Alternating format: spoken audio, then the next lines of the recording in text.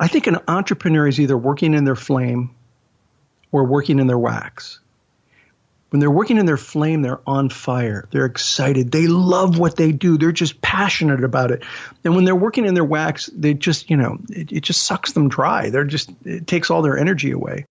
This is The Entrepreneur Way with Neil Ball. Unlocking the secrets of successful entrepreneurs 7 days a week. Subscribe to our podcast and follow us on Twitter at Neil D. Ball. Napoleon Hill said the power of the mastermind is the driving force. To discover how you can unlock the potential in your business using the power of a mastermind, go to mastermindunlimited.com.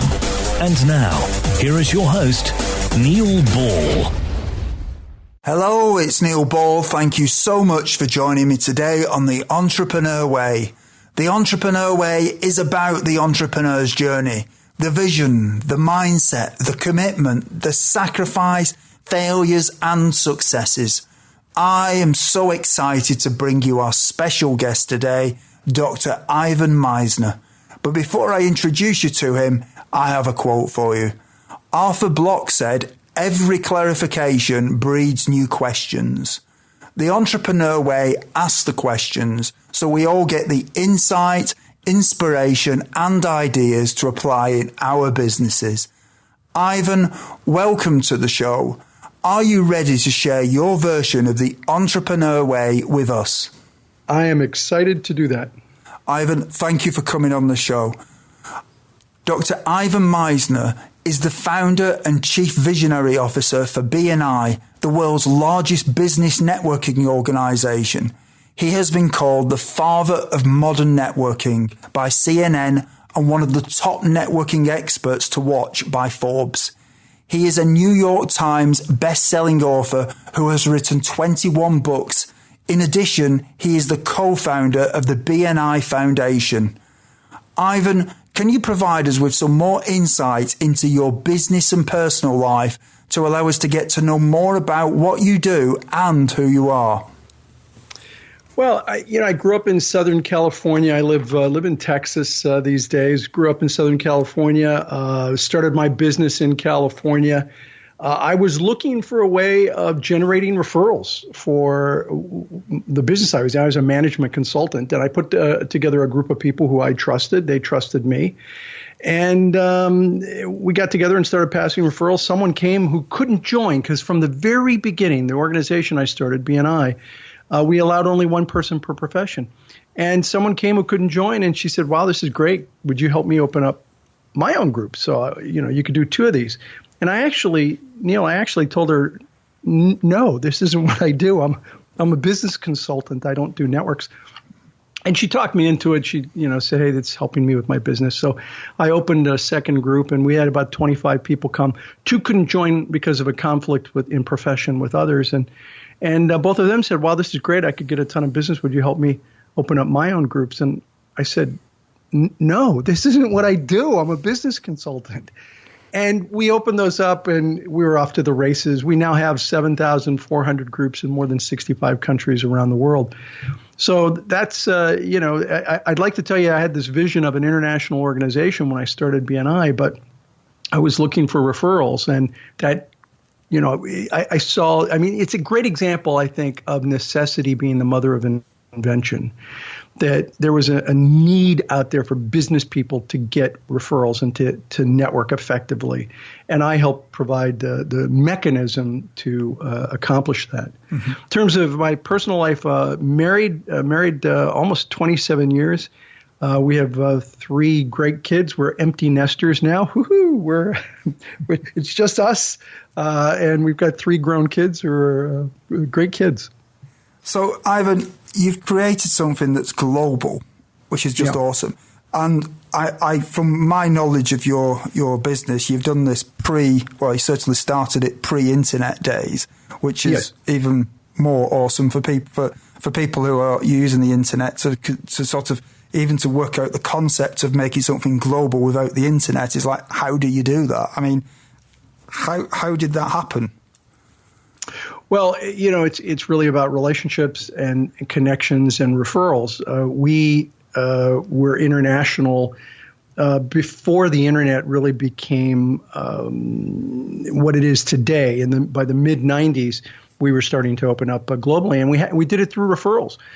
As I talk to people, I ask them, if you know somebody from another area, I was thinking the U.S., please refer them to us. And we had somebody in Missouri who had some close friends in Canada, and they introduced us in the mid-90s to some people in Canada. We opened in Canada, and someone from Canada had a brother in the UK who he said, hey, brother, I think you'd love this. And he explained it to him. And so we opened up the United Kingdom from someone in Canada.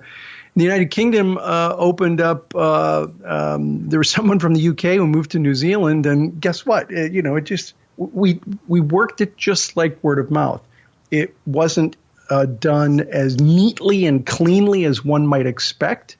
But we just followed the referrals and the people. I mean, I'll give you an example of what I'm talking about. The third state for BNI in the U.S. it was California, Arizona, Montana. Now, there are more mountain goats than people in Montana. A beautiful, beautiful state, but just not a lot of people. So why in the world would Montana be the third state for BNI? It was the third state because a father came to see his daughter in Arizona, and she said, "Hey, I can't have breakfast with you this morning, Dad. I've got a networking meeting to go to." And he said, "Hey, let me go along." And so he went. He was like, "Wow, we need this in Montana, in Kalispell, Montana." And so he opened up BNI in Kalispell. So it happened globally by thinking locally. Yeah. Ivan, for the people that aren't aware of what BNI is, can you just give us a very quick overview of what it is?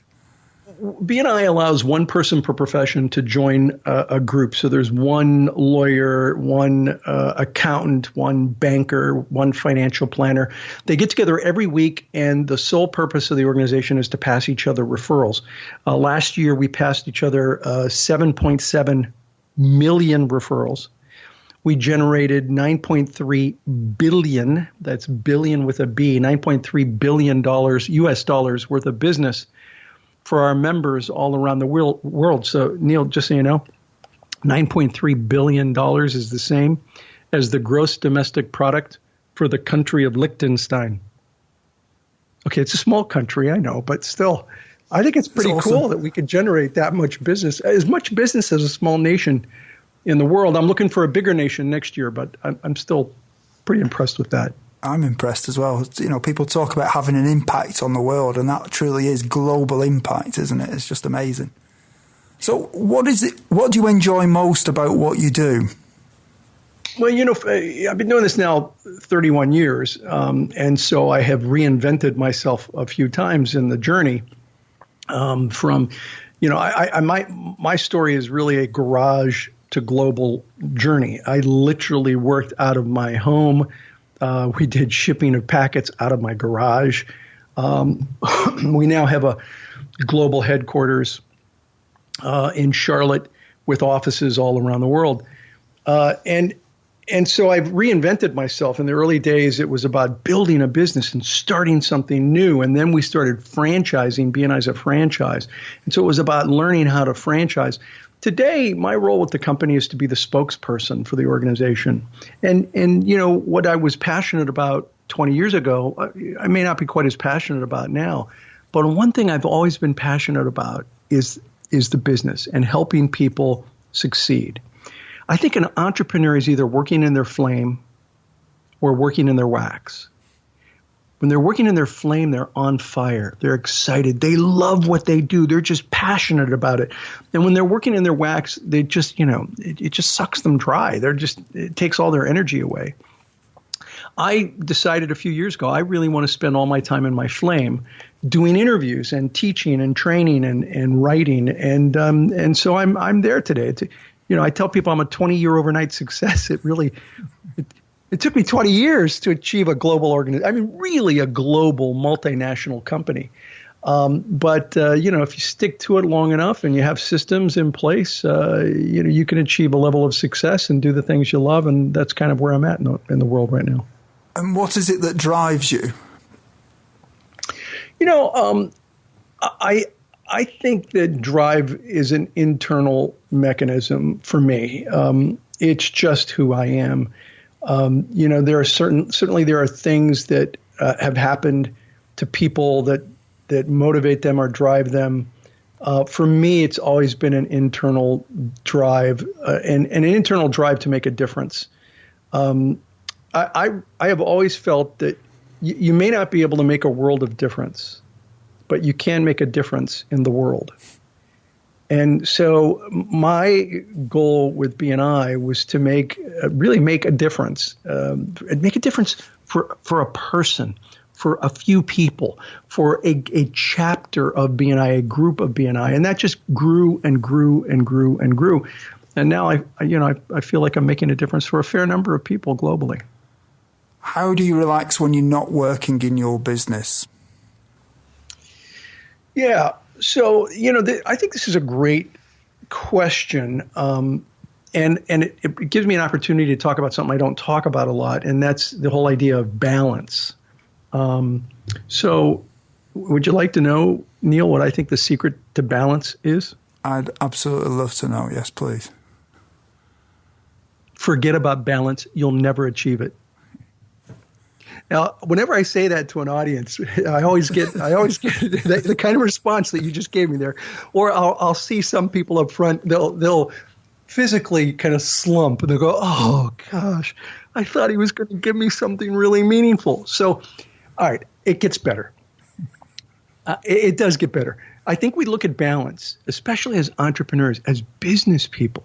We look at balance as sort of Lady Justice with the scales of justice, and everything's got to be in balance. And we kind of look at balance as my life, my personal life has to be in balance with my business life, and that has to be in balance with my spiritual life and my health. And if you're an entrepreneur, your life is like way out of balance. That's what being an entrepreneur is like. But there is good news. I truly believe that you may not live a life of balance, but you can live a life of harmony. And this is more than semantics. It's really more than semantics. It's about creating a harmony in your life. Even look at the logo for harmony, the yin and the yang. It's the circle. It's out of balance. It's lopsided. And that's really what I think harmony is all about, is that your life is going to be out of balance sometimes. I travel a crazy amount, but yet when I'm home, I'm home. And so there are a few secrets to creating harmony in life. And I'm going to give you the first one. The first one is 4 simple words, really simple words. 3 simple words. Be here now. Be here now. Wherever you are, be there. So if you're at work, don't be thinking about the fact that you didn't spend time with the kids last night. And when you're at home and you're with the kids, don't be thinking about that project that is sitting on your desk that needs to be done. Wherever you are, be fully present to that moment and engaged in that moment, and don't have your head someplace else. It's the first rule of creating harmony. The second thing is to make sure to set aside time to do all the things that are really important in your life. And it may not be exactly the same number of hours that you're going to be doing your business, at least not now, but make sure to schedule those times. For example, for me, it was really important to have dinner with the family every night. Every night. And so as long as I wasn't traveling, I made sure I blocked it it was on my calendar. I got a ding from my Outlook saying, go home. It's time to have dinner with the family. And then I would go home, and I every night had dinner with the kids. So, look, when you're 70 years old, I doubt any of us are going to say, gee, I wish I spent more time at the office. And we're going to beat ourselves up for not having done some of the things that we really wanted to do in our lives. And so your life's going to be out of balance. You can create harmony with it, though. And there's a lot of other things that I recommend. But I think that's a really important concept to understand for business people today is they have to relax. Don't be proud of the fact that you're not relaxing. That's not a good thing. And do you have any entrepreneurial role models? Sure, there are a number of people that I really respect in business. I've gotten to spend a fair amount of time with Sir Richard Branson, and very impressed with him. He has his people skills are just amazing. He's able to network effectively with people at all levels of an organization, and I could tell you several stories of watching him interact with people. And how impressed I was with how he dealt with people, particularly people that were, blue collar workers, and how he treated them. Another one that I really respect, another gentleman I really respect, is Jack Canfield, Chicken Soup for the Soul, and his recent success book. There's a guy who has sold 750 million books. 750 million books. In my dreams, would I have sold 750 million books? And his ego does not enter the room before him. He's a very down to earth guy. I really respect people who are very successful but also down to earth. Thank you for that, Ivan. Ivan, what I'd like to do now is talk to you about the time before you were an entrepreneur. What difficulties did you have to overcome when you started your business? Well, I think there were a few things. When I started BNI in particular, it was a fairly unknown concept. There was a lack of concept recognition. And you see that, if you think about it, you see it in a number of roles. I mean, the first time I saw it was on a telephone answering machine back in the 70s, where I remember calling someone with a buddy, and we called our friend. And there was a telephone answering machine. He had a friend. Our friend had a telephone answering machine, and my buddy said, "Oh God, who would ever leave their message on one of these things? This is weird." And he hung up. 2 years later, calling another friend, different situation, and the phone rang and rang and rang. And my buddy said, "The guy doesn't have a tape machine. Everybody has a tape machine. Why doesn't he have a tape machine?" So what happened in that 2-year period where someone said, "Oh, I'd never leave my voice on a tape machine," and then someone saying, "I think he doesn't have a tape machine." I saw that happen then with fax machines. I saw that happen with email. It happened with networking. People didn't understand what a group like BNI was at all, and nobody. And so we had to really create an industry with this concept of business networking. And we don't teach it in colleges and universities. Anywhere in the world, we don't teach networking or word-of-mouth marketing or referral marketing. And so the biggest thing that I had to overcome was teaching people what it was and what it was when it was done right. And that took some time. That's part of the reason I say I'm a 20-year overnight success, because we really had to create that industry as we went. Mm-hmm. And did you have any doubts that delayed you starting your business? That delayed me starting it.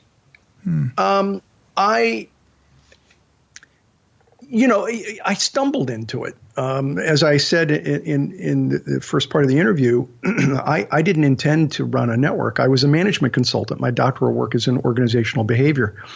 So I wouldn't say there were doubts. I just didn't see it until it hit me over the head. So when you're marketing something, you can push and push and push.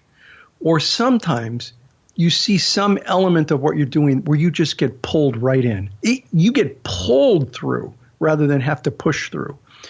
It was at that point that I recognized when these groups started opening, when people were coming to me saying, "I want that, I need that, can you do that for me?" I realized I was being pulled through the process.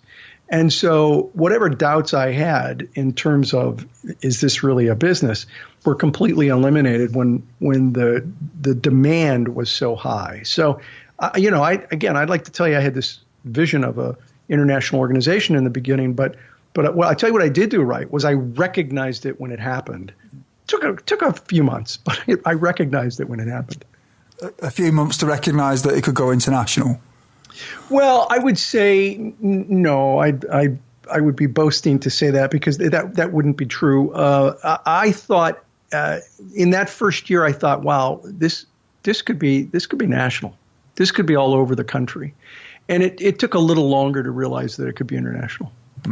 Must be an amazing feeling when you sort of figured that out and you were right. It was even more amazing to have it come to fruition. Yeah, I can imagine. So what mistakes did you make that slowed your journey? Oh, I could write an entire book on the number of mistakes. If people look at someone who is successful and who creates a multinational company and they say, oh, he was so lucky, or, he must not have made very many mistakes. Are you kidding me? I made so many mistakes along the way. It's not funny. I remember the early days talking to a friend of mine who is also a consultant, and I said to him, I'm really worried because, if I make a mistake now, it impacts people's lives. I mean, if I make a really bonehead mistake in the company, people can lose their jobs. They could go out of business. I'm really concerned about this. I'm losing sleep over some of these things. And he said to me, Ivan, look, if you're worried about whether you're going to make a mistake or not, don't be. You will. It's going to happen. I mean, you're going to make lots of mistakes. The question is not whether you're going to make a mistake or not. The question is, how do you respond when you realize it's a mistake? Do you die on the hill fighting for that mistake, to keep trying to make it work? Or do you recognize it, adjust, and move on? And by recognizing it, it may be saying, hey, you know what?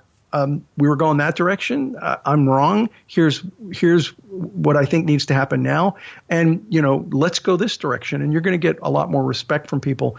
As long as you're not doing it constantly, you're going to get a lot more respect from people. I thought that was great advice. Mm-hmm. And I've tried to live by it. I make mistakes all the time. What I try to do is adjust when I realize that it's a mistake and adjust it and move forward. What are some of the things that you did before you started your business that would be helpful tips to some of the listeners who haven't yet taken the first step on the entrepreneur way? So, there's a number of things that I think are really important that I started thinking about after I started my business. And they were never taught to me in business school. I just didn't, it wasn't taught in class. And here's a handful of them. Ignorance on fire is better than knowledge on ice. I love this concept. Ignorance Beautiful. On fire is better than knowledge on ice. Let me explain it. I would rather have an employee who is on fire. They're excited. They're passionate about what you're doing as a business, as an entrepreneur. And they may not on paper, on their resume, they may not be the most qualified, but they're teachable. They want to learn and they're passionate. Compared to somebody who on paper is excellent. They look really good, but they're not really excited. They're just, yeah, I'm here. I'll do the job. I'm good. I'm qualified, but they're just not passionate about it.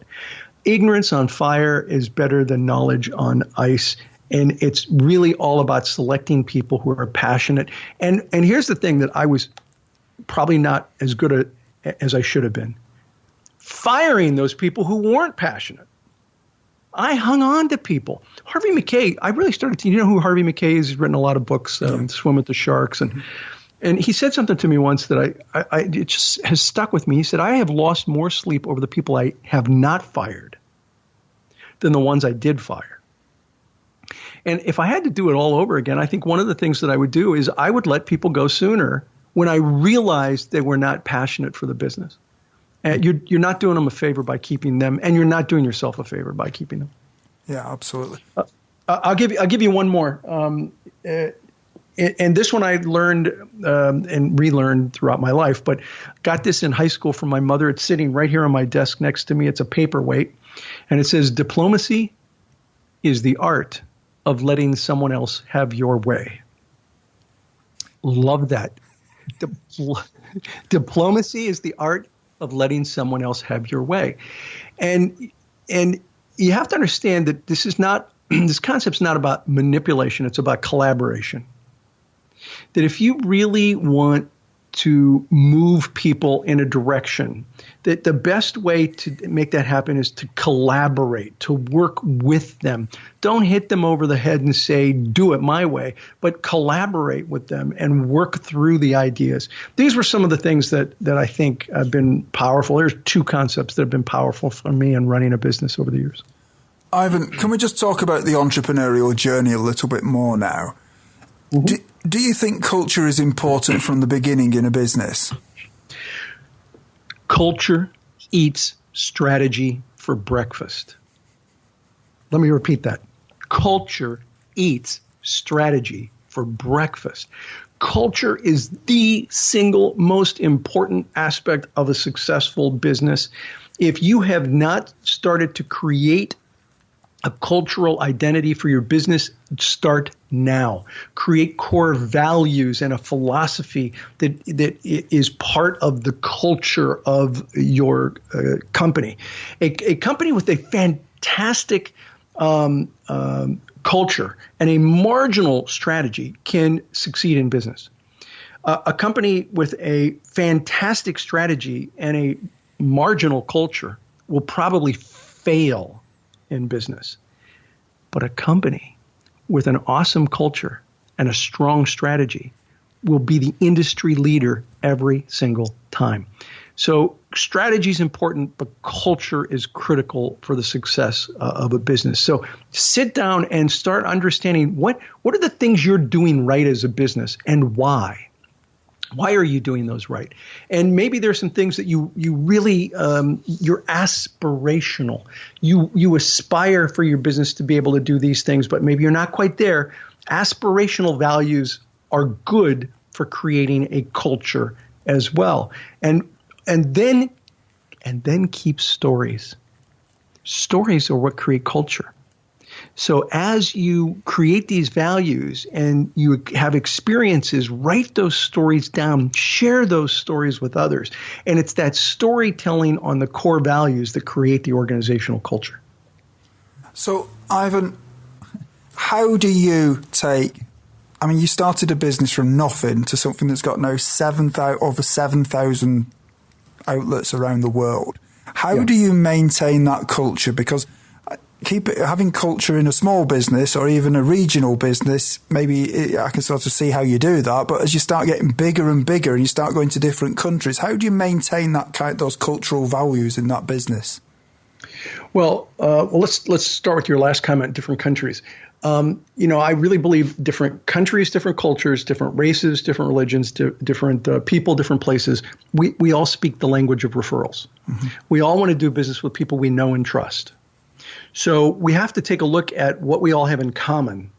And what we all have in common is entrepreneurial nations want to do business. People from entrepreneurial nations want to do business with people that they know and trust. So we all have a similar starting point. Now, how do you then transcend that culture from one country to another country? You start with that core philosophy. In BNI, that core philosophy is givers gain. That's one of our absolute core values, givers gain. If you want to get business from people, you have to be willing to give business to people. You have to take off your apron and you have to take off your bib and put on an apron. It's not just what you can get, it's what you can give to help other people. And that's a starting point that resonates with people worldwide. And so you tell stories to illustrate that philosophy, to illustrate that core value. One of the things that I did when we became international was I wrote a book. And the book's only available, I'm sure you can get it on Amazon on secondary market, but we don't sell it. It's not sold to the public. It's given to every new BNI member. And it's called Giver's Gain, the BNI story. And they get it. And the reason I wrote it was to make sure to carry on the core traditions of the organization. That as we went global, that every single new member could get the whole story, the good, the bad, the ugly. In the book, I talk about mistakes we made so that they can see that it didn't come out fully formed, that we made a lot of mistakes as we went. But here's where I think it really works well. doing something like a book, there are actually 60 different versions of the book. I start with first the local story. So before I tell the BNI story, I have the local national director say, here's how I started in France. Here's how I started in the United Kingdom, in Malaysia, in Hong Kong. So every book has a different forward or opening. So it tells the local story. And then it launches into the international or the organizational story, my story. And it's that storytelling that has helped keep the culture and have the culture, cover the globe. Yeah, I was just curious because obviously keeping the book obviously tells people your values and everything. Presumably that's what it's doing, because you just couldn't do it without somehow writing it down. It would be virtually impossible, wouldn't it? It would be virtually impossible. You certainly do it through training. Training in education is a leaky bucket process. Yeah. So, when I teach someone how to do something, some of the information leaks out. And if they then teach someone else, even more information leaks out. And then when they teach another person, you end up with a half a bucket of information. And when someone gets a half a bucket of information, the first thing they do is they go, something's missing here. So what do they start doing? They start putting in their own stuff, and their own stuff may or may not work. And so the more you can keep the more you can plug those holes, the better. So something like a book, podcasts. I do weekly podcasts, and a lot of it is stuff from various books that I wrote. And I talk about the core values, and the podcasts are aimed at BNI members. And so I talk about our core values regularly, our traditions. So books, the internet. The internet is great because it flattens the communication hierarchy. People can connect with each other. So, look look how we're doing this interview. This was unheard of 15, 20 years ago. Sitting in different countries with microphones online doing a recorded interview. It was unheard of when I started BNI. So, the second largest line item in my budget in 1985 was the telephone bill. The phone bill. Staff were number one. Salaries were number one. Phone bill was number two. Today, I don't even know where the phone bill is in my budget. It's buried into something. So it's minimal. So there are a lot of things that we can do to pass on the culture of an organization. And it's really one way or another, whether it's a podcast or a book or online, it's about storytelling. Mm-hmm. Knowing what you know now, is there anything that if you'd known it when you started out would have helped you to shortcut the learning curve? Well, yeah, of course. So, there are many things that I would know, but that I would do differently in concept. I'm hesitating because I think it's an interesting question, but not a question that that works well. I think in the sense that, look, it's that learning process that gives us the experience to know better the next time. So I can give you some thoughts, and I'll give you something here in a minute, that if you've not experienced it and you pay attention, maybe you won't make the same mistake. But I never go back. I never regret. So the issue with this question is that it almost feels like, do I have a sense of regret with something I did wrong? You know what? My failures are what helped teach me how to succeed. So failures don't particularly bother me.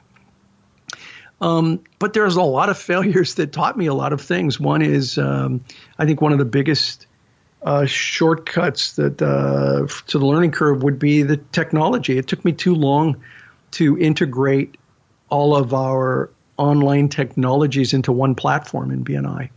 And it was very painful by the time we did it. We did it about 5 years ago. And it was just really painful getting every country onto the same platform, because what happened was many countries had their own platform. So we had to pull them away and have them do their own, get away from their own and come to one single platform.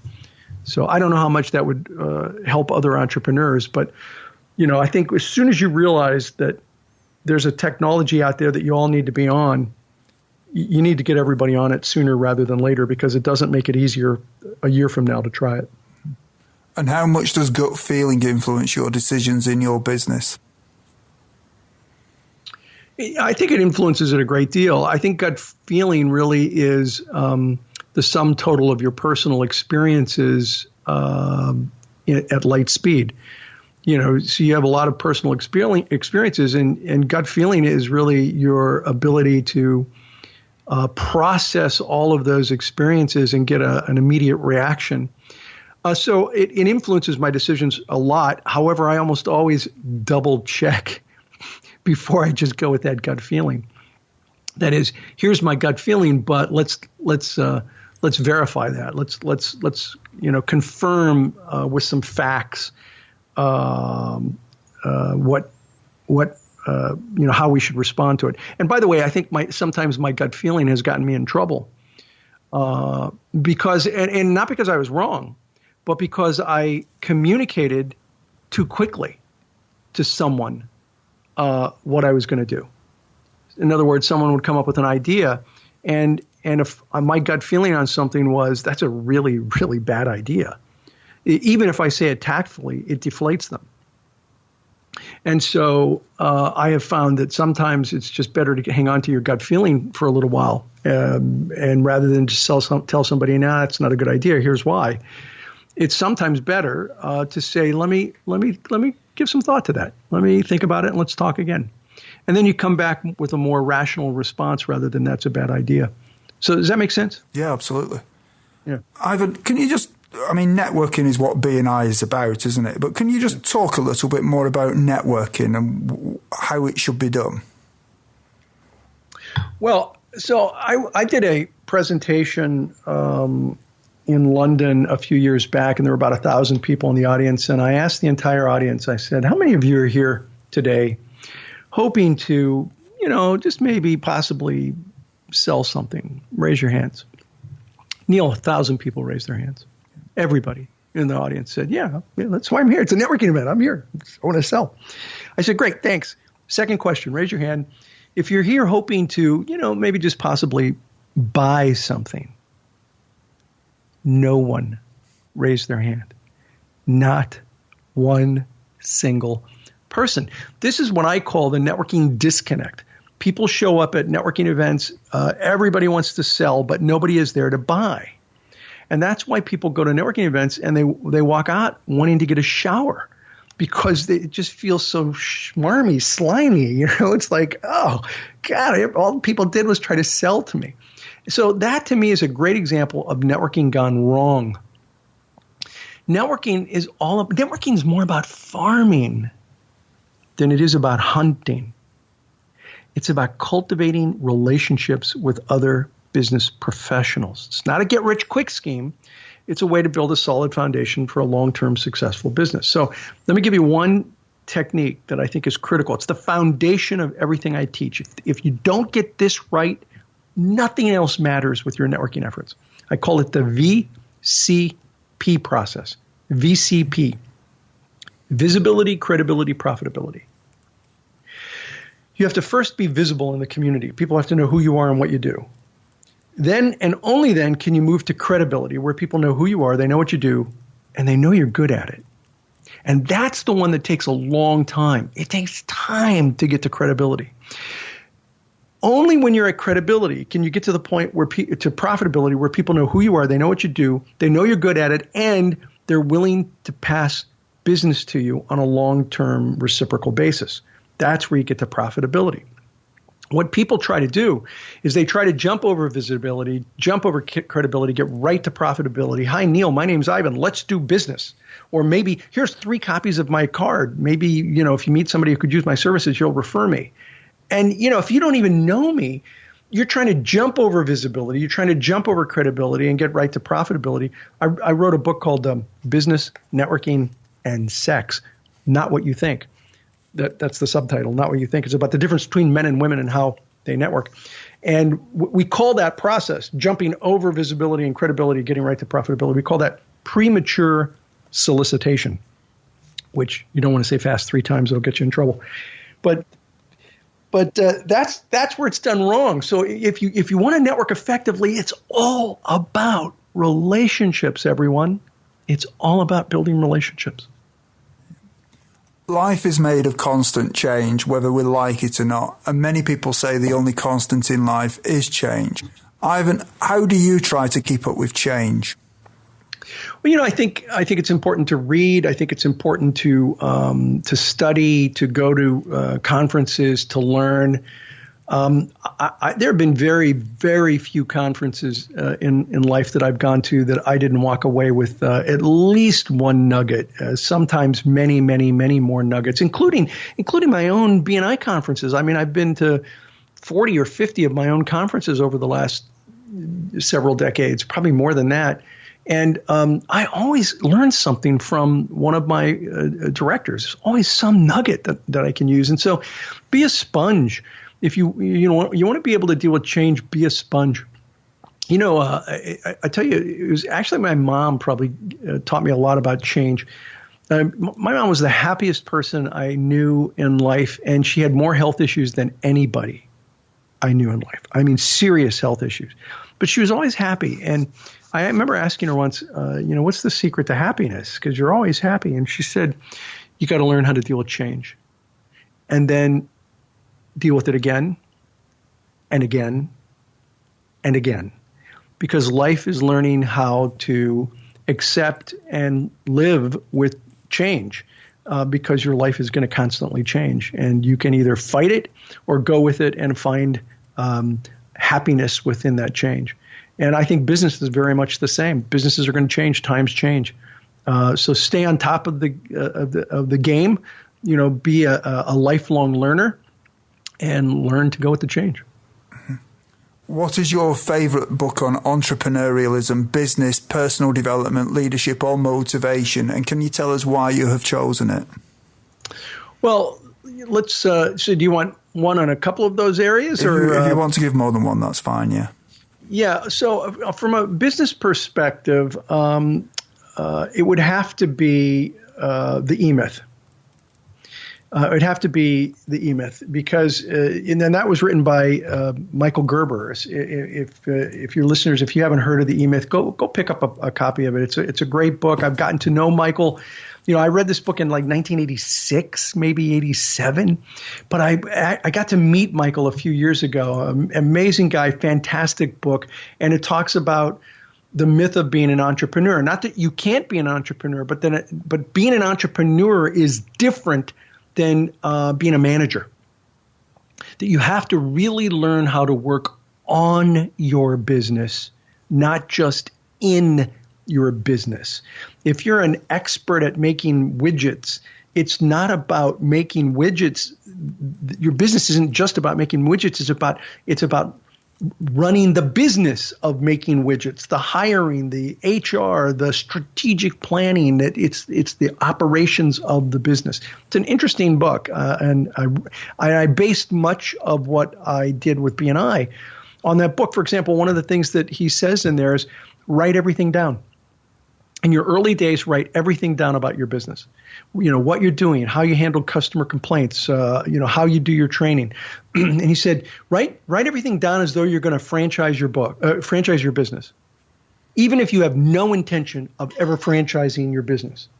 And I remember thinking, I'm never going to franchise this business. I don't think this is franchisable, but it's good advice. So I'll write everything down. I wrote everything down, Neil. And then guess what? A few years later, I had a manual. And I'm looking at this and I'm going, I bet I could franchise this business. And by golly, I did, and did so very successfully. Love that book, The E-Myth. The other book I'd recommend is by Jack Canfield, and that's his Success Principles book. Outstanding book, personal development. And of course, I know Jack really well. He's a good friend. And he lives what he talks about in the book, and it's one of the reasons why he's so successful. So those are two books I'd recommend. Thank you, Ivan. Everyone, when you have a busy life, listening to audiobooks is a great way to expand your knowledge in the time when you may be doing other things, such as driving or when you are at the gym. We have a special offer for you of a free audiobook of your choosing. To choose your free audiobook, go to www.freeaudiobookoffer.com. As long as you've not already signed up, then you will qualify. Ivan, What I'd like to do with you now is speculate about the future a little bit. What one thing would you do with your business if you knew that you could not fail? You know, my answer to that question may surprise you. I would do nothing different because I never really particularly worried about failure. I knew that things that I would do would fail. And so that I just had to adjust to failures along the way. And so when I was really convinced that something would benefit the business, I didn't really care about failure. I got my ducks in a row. I went into it with as much understanding of the problem and what could go wrong. But I can honestly tell you, Neil, there is nothing I would do if I knew that I couldn't fail that I haven't already tried and am interested in doing. Mm-hmm. Does that make sense? Absolutely, yeah. Thanks for that. So for people who are listening to this, don't be afraid of failure. It's going to happen. Just go in with as much knowledge as you possibly can to what you're going to do. You know Murphy's Law. You've heard of Murphy's Law, Neil? Yeah, of course. What can go wrong will go wrong. So would you like to hear Misner's corollary? I'd love to. Murphy was an optimist because what can't go wrong will go wrong. Things go wrong. And so I'm the kind of guy where I look at, what's going to go wrong here. Not only what can't go wrong, but what if this thing that I think can't go wrong goes wrong? What would I do then? So that when I go into a situation, the more I understand those aspects, the less I'm worried about failure because I have a backup plan if some piece of it fails. And so for those of you listening to this, don't be afraid of failure. Failure, you need a lot of gray hair to understand this. And I have a lot of gray hair. Failure is not a bad thing if you treat it right. Failure is truly about learning experiences and using those learning experiences to succeed. I am not my failures in life. I am the sum total of my successes, and those failures help me achieve those successes. That's a great philosophy. What skill, if you were excellent at it, would help you the most to double your business?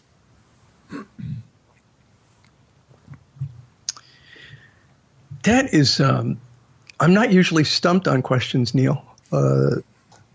That's a great question, and I'll tell you why. Okay, so there's a television series that I really like. I don't know if you have it where you're at. Mythbusters. Have you ever heard of Mythbusters? Yes, I have. Yeah. Okay, so there's a phrase in there that one. I don't know if it's Jamie or the other guy that says this. Here's the phrase: "I reject your reality and substitute my own." I love that phrase. So with your question, I reject your reality and I substitute my own. And here's why. I don't think there is any skill that I need to take on that would double my business. And here's why. I don't need to have every skill. I can't possibly have every skill. So what I need is to find somebody who's excellent and has that skill. And so, we're talking entrepreneurs. So entrepreneurs, you don't need to be everything to everyone, but you need to surround yourself with a team of people who have skills that are in your weaknesses, that your strengths may be their weakness, but their strength is your weakness. And if you surround yourself with people like that, that's the way you start to leverage your business and leverage your time. Run with those skills. Sure, work on your weaknesses, but don't worry about having every skill possible. You're just never going to do it. Nobody can. Surround yourself with people with skill and you can double your business. In 5 years from now, if a well-known business publication was publishing an article on your business after talking to your customers and suppliers, what would you like it to say? That BNI has made a huge difference in people's lives worldwide. That we continue to help people build their business and stay in business. That's the reason I'm in business, is to help people succeed. It's part of my personal, emotionally charged connection. There's always something in life that's happened to you that is the reason you do the things you do. And a lot of us aren't in touch with what that story is. I know my story. I know why I do the things I do, and it has everything to do with wanting to help other people be their best. And so I would love an answer, something along that line in a story about the company. We are now at the part of the show where you share 3 golden nuggets with us. So, Ivan, what is your favourite quote and how have you applied it? Well, I think one of my favorite quotes is that the secret to success without hard work is still a secret. There is no way. There's no way to be successful without hard work. These people who tell you, look, 3 easy lessons and you too will be successful, they're lying to you. It's hard work. It doesn't mean it's not also fun. It can be fun and hard. A lot of what I have done has been fun and really hard, but and I would do it again in a heartbeat. But it takes work, and so look, there are people out there who become highly successful overnight. It happens. You can win the lottery too. Isn't it interesting? A lot of people who win the lottery end up broke a few years later. Why? Because they don't know how to sustain that success. So to me, sustained success takes a lot of work and effort. That's my favorite quote. Do you have any favorite online resources that you can share with us? Yeah, there's a website. I think it's smallbusinessadvocate.com. That's it, smallbusinessadvocate.com. Good friend of mine, Jim Blassingame. He's a radio talk show host, and he does online. His show plays on air, but it also plays online globally, live, and you can go back and listen to segments. I've been a regular guest on Jim's show for, I think, 14 years. So there's a lot of segments that I've done with him. He is the small business advocate. I mean, he really is. He loves small business. Everything is small business and supporting small business. I highly recommend that online resource. And what is your best advice to other entrepreneurs? So I wrote a book a few years back called Masters of Success. And I would add something to my favorite quote, that the secret to success without hard work is still a secret. My best advice to entrepreneurs is that success is the uncommon application of common knowledge. Now, let me explain that. When I wrote the book, I interviewed a lot of people, and I talked to business people, the average business person, people that you find, entrepreneurs, business people you'd find in BNI. And I asked them, what are some of the secrets to success? And Neil, they would tell me things like, creating a strategy, systems, processes, leverage, people skills. They gave me a whole list of things. And I then asked really successful business people that are in my book, big names, well-known people, Buzz Aldrin, the astronaut, Aaron Brockovich, the movie was made about, and people like Jack Canfield. What are the secrets to success? And they gave me the same list: systems, processes, dealing with conflict, leverage, people skills. They gave me the exact same list. I thought this was really interesting, that the average business person said the same things as the really successful person. So then at the time I was teaching at a state university in California, and I asked these college kids, undergraduates, what do you think the secret to success is? What are the skills needed? And you know what they said, Neil? So systems, processes, leverage, people skills. I mean, they gave me the exact same list as everyone else. And I remember thinking, wait a minute, if we all know what it takes to be successful, then why is it that we're not all as successful as we want to be? I mean, think about it. I have never asked anyone ever, what's the secret to success? And then they give me something where I go, oh my God, that's the secret? I had no idea that was the secret. Nobody ever told me that was the secret. No, what do they tell you? They tell you the same thing over and over again. So if we all know what it takes to be successful, why aren't we all as successful as we want to be?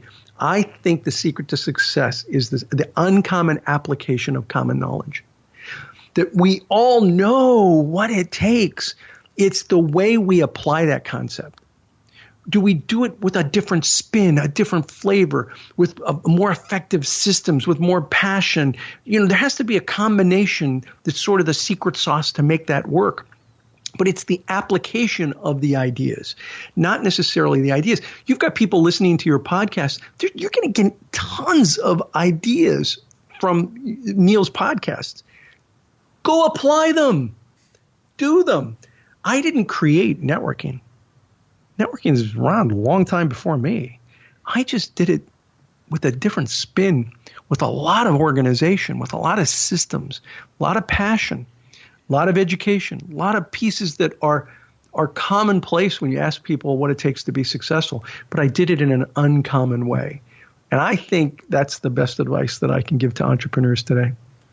Everyone, if you didn't manage to get a note of Ivan's favourite resource or his favourite books, then you can find the links on Ivan's show notes page. Just go to theentrepreneurway.com and search for Ivan or Ivan Misner in the search box.